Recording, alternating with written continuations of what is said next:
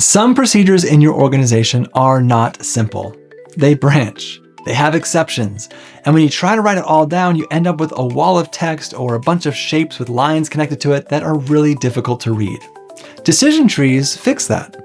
They can guide people step by step down the right path for their situation. The problem is that decision trees have typically been difficult to build and difficult to use, and even worse to maintain every time a process changes. And that's exactly what ScreenSteps solves. ScreenSteps has workflow articles, and within there, it has an AI Workflow Creator. So you can take a document that you already have, or just record yourself explaining a procedure out loud, and then ScreenSteps can turn that into a fully functioning decision tree automatically. You can add screenshots, tables, video,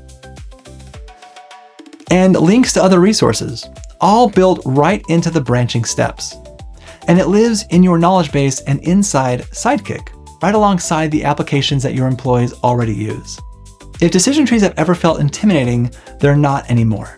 Just simply record yourself explaining a procedure, click a button, and like magic, you've just created a decision tree. And that's gonna make somebody's life a whole lot easier when they need to perform that procedure.